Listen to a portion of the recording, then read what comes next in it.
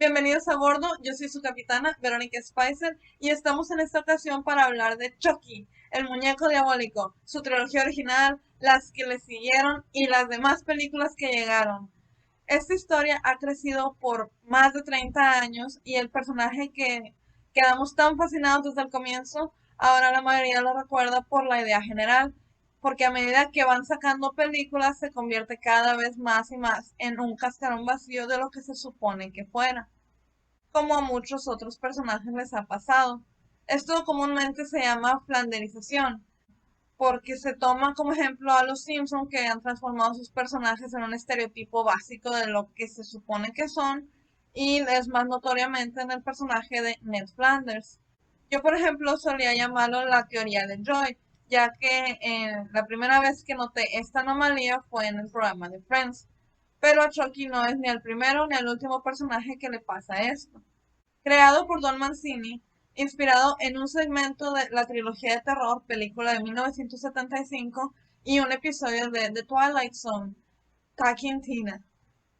El primer título que se planeó para esta historia era Blood Bunny o Amigo de Sangre, ya que sería como esos muñecos que lloran o se mojan, este sangraría, cosa que hacen referencia en la segunda película. ¿Qué diablos es eso?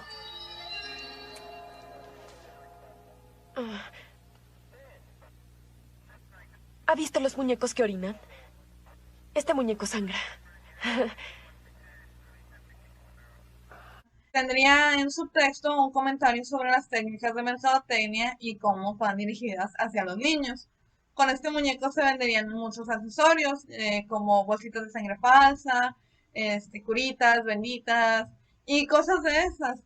Habría una sobresaturación en el mercado dentro de la misma película, algo que no llega a tocar esos temas tan macabros, pero sí vemos representado en la película original, con toda la mercancía de la marca Good Guy o Buen Chico, de la que vemos que Andy es fanático, que tiene juguetes, ropa, la pijama, programas de televisión, etcétera, etcétera. Originalmente iba a ser un thriller psicológico, en donde el muñeco sería una representación psicológica de la ira reprimida de Andy con el mundo por los maltratos que recibía de este. El muñeco sería algo que pudiera considerar su amigo, y mientras los enemigos de Andy iban siendo asesinados, como los abusivos de la escuela, o la niñera que lo maltrataba y así. Y quedaría muy ambiguo si realmente fue el muñeco el que cometía los asesinatos o era Andy con personalidad dividida. No puedo decir que no me intriga saber cómo habría resultado la historia que Don Mancini tenía planeado, ya que el estudio que produjo la película se dio a la tarea de contratar más escritores, y de esa manera solo quedó la idea del muñeco era quien hacía los asesinatos, añadiendo la temática del vudú, y así crearon al estrangulador de Lake Shore, conocido como Charles Lee Ray, que llegó a ser el Chucky que conocemos ahora. La película de 1988 era una historia muy completa, no porque fuera muy extensiva, sino porque nos contaba todo lo que teníamos que saber, ni más ni menos, y con una muy buena narrativa, ya que eso es algo muy importante para cualquier historia. Clasificada R, restringida para adultos, no necesariamente porque fuera muy gráfica, sino porque se tomó lo suficientemente en serio para no hacer un chiste de sí mismo, dado el concepto tan absurdo que puede ser un muñeco asesino, cosa que no hicieron las demás películas de la saga, pero más de eso adelante. Hablando de la primera película, lo que más nos aterrorizó es el hecho de ver que algo tan inocente como lo es un muñeco con esa cara tan linda que tenía, saber realmente que es un asesino manipulando a un niño pequeño. Y la aterradora escena cuando la mamá descubre la verdad.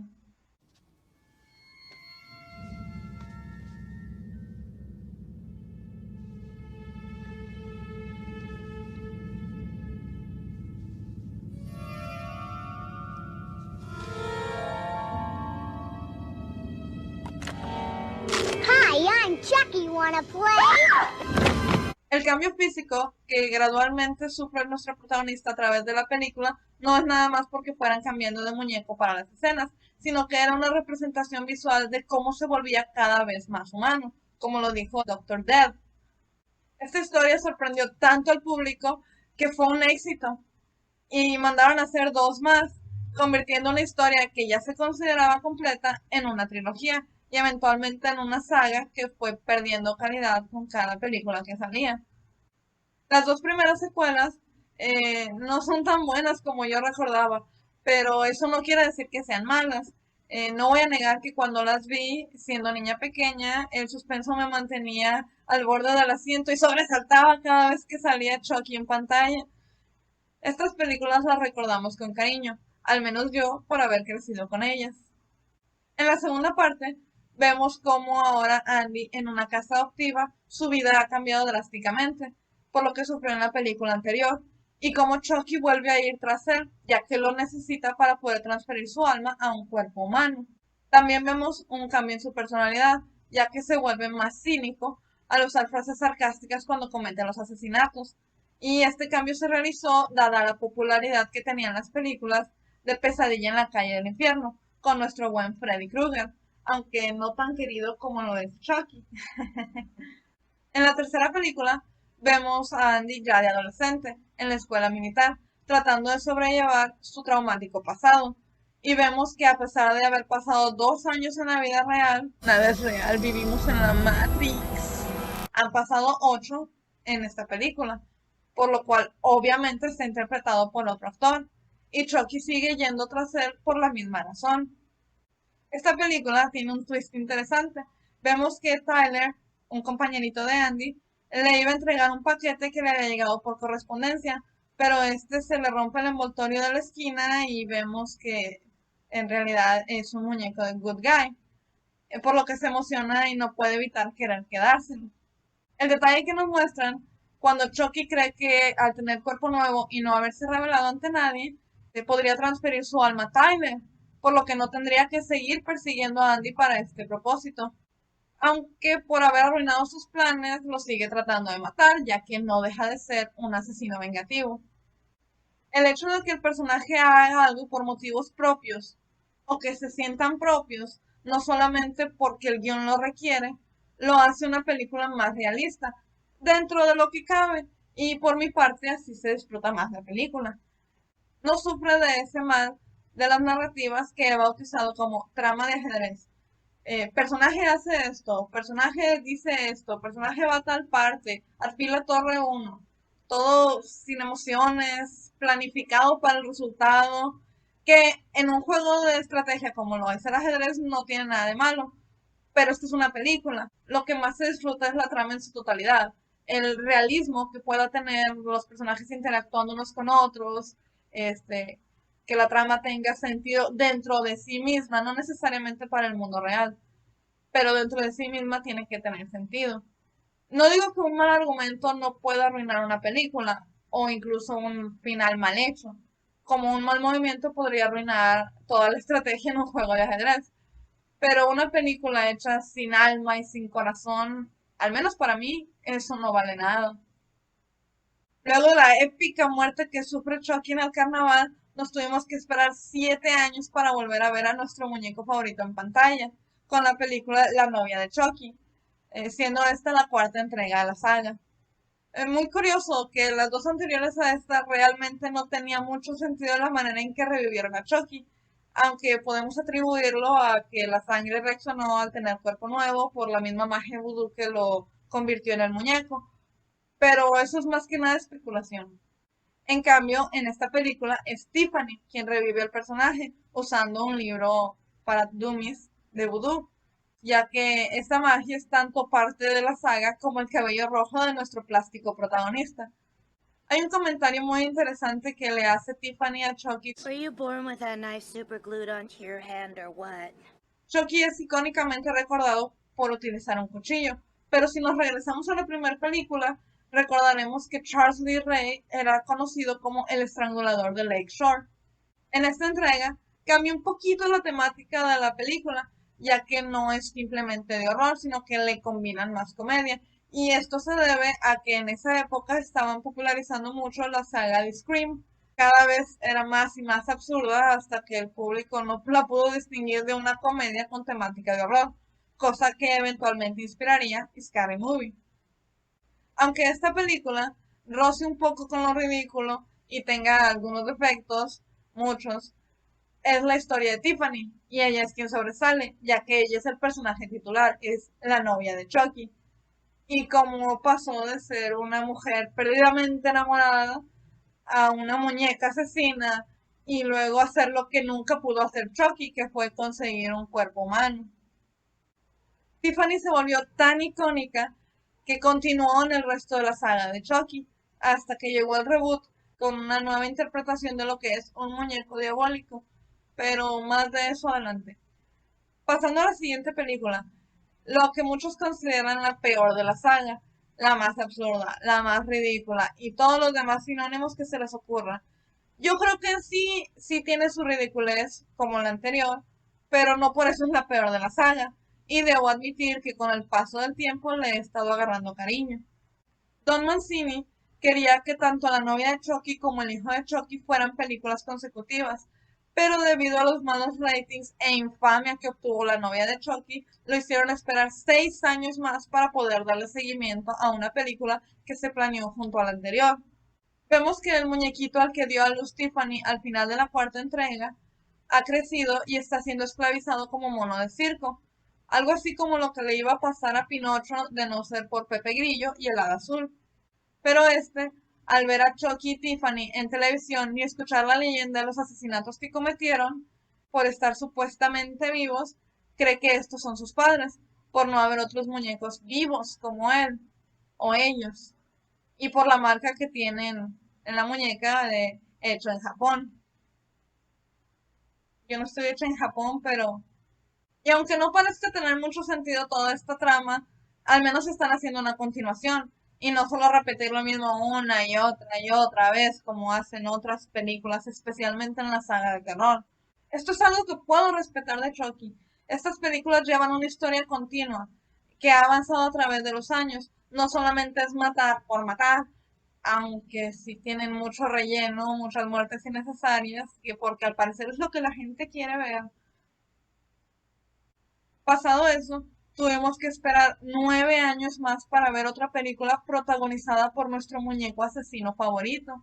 Y esta película, La Maldición de Chucky, debo admitir que me sorprendió bastante, bastante más de lo que jamás hubiera esperado.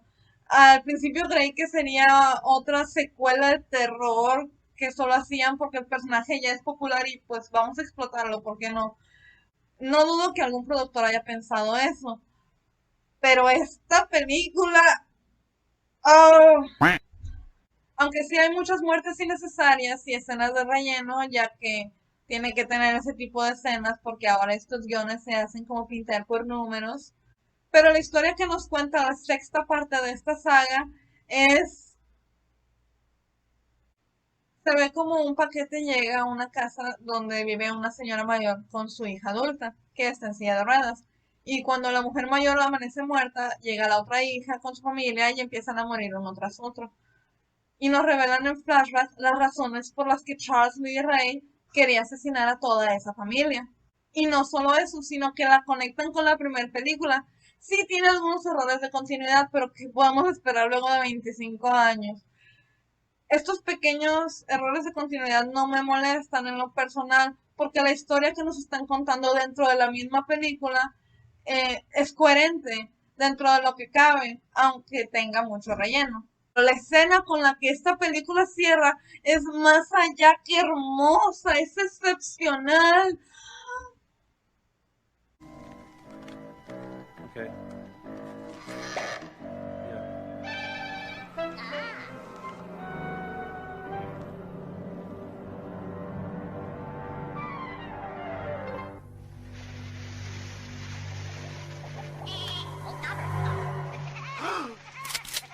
Play with this. Andy. Es Andy. Andy. Es el actor original de la primera película. Es Andy. Esta historia haya llegado a su final y le dieron un final perfecto, por más que fuera bajando la calidad con cada película que saliera, lograron un aterrizaje perfecto, con gracia, y todo por esa escena. Pero ahora sí le habían dado a Don Mancini un contrato por 2 películas y lo obligaron a sacar otra entrega en esta saga. Tardaron 4 años en hacer esa otra película y al salir no fue más que un escupitajo en la cara de los fans. Ya le habían dado un final insuperable, intachable, implacable, todo con esta última escena. La historia había terminado, la conectaron con la original, la cerraron en círculo, pero no, querían seguir vendiendo y nos escupieron a los fans, nos escupieron a la cara, maldita sea, God damn. El culto de Chucky es la última película de esta saga, obviamente sin contar el reboot, ya que pues reiniciaron la historia en 2019. Esta película va más allá de lo absurdo, de lo ridículo, irrisible. Toma lugar en el manicomio donde encierran a la muchacha en silla de ruedas al final de la anterior porque estaba culpando a un muñeco de todos los asesinatos, igual que la mamá de Andy. Y supuestamente ahora Chucky sabía cómo transferir su alma a distintos objetos, por lo que hay varios muñecos asesinos en esta película. Porque al parecer ahora las almas son horocruces. God damn it. Esta es la película que más odio. No de la saga de Chucky. Es la película que más odio. Ya habían terminado en una nota perfecta. No había necesidad. Pero como estaba obligado por contrato que fueran 2 películas, la sacaron. Y porque creen que la gente solo ve esas películas por las muertes. Al menos yo no. A mí me gusta saber por qué están asesinando, no solo ver a los personajes morir en distintas maneras en pantalla. Yo quiero saber el trasfondo, yo quiero ver por qué Chucky está matando a estas personas. Yo no veo Chucky para ver a cuántos y cómo los mata, yo veo para saber el trasfondo, por qué los está matando. ¿Acaso lo abandonaron como Eddie Caputo? ¿Juró venganza contra ellos como el oficial Mike Norris? ¿Le estaban estorbando para su cometido como Maggie o el doctor? Todo esto en la primera película. Ver cómo lo descubren, ver cómo lo detienen, es lo más interesante. Chucky no era un asesino psicópata. Bueno, sí. Pero era un vengativo asesino psicópata. Él tenía sus razones por hacer las cosas. No nada más asesinaba porque sí. Y aunque se fue perdiendo lentamente con el paso del tiempo, con cada película que salía, no dejaba de estar ahí. Y lo habían hecho muy bien, lo habían cerrado perfectamente con la maldición de Chucky. Pero nos escupieron a la cara con el culto de Chucky.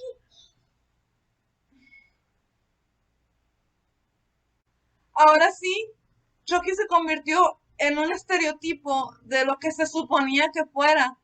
Pudo haber terminado con gracia, ya lo había hecho, pero querían seguir vendiendo.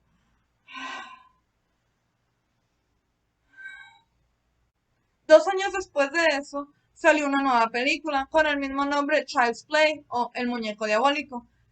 Y realmente no tiene nada de diabólico, ni de Chucky, más que una apariencia parecida, y parecida entre comillas. Chucky es un muñeco que fue poseído por el alma de un asesino.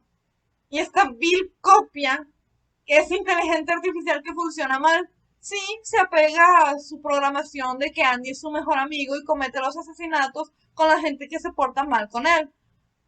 Pero no es Chucky, es inteligencia artificial, es Terminator Jr. Sin faltarle el respeto a Mark Hamill, pero el verdadero Chucky es Brad Dourif, quien interpretó a Chucky por las 7 películas de su saga original, que debieron ser 6 nada más. Y los cortos promocionales que fueron saliendo, participaciones en la WWE y todo lo relacionado con Chucky hasta que llegó el reboot.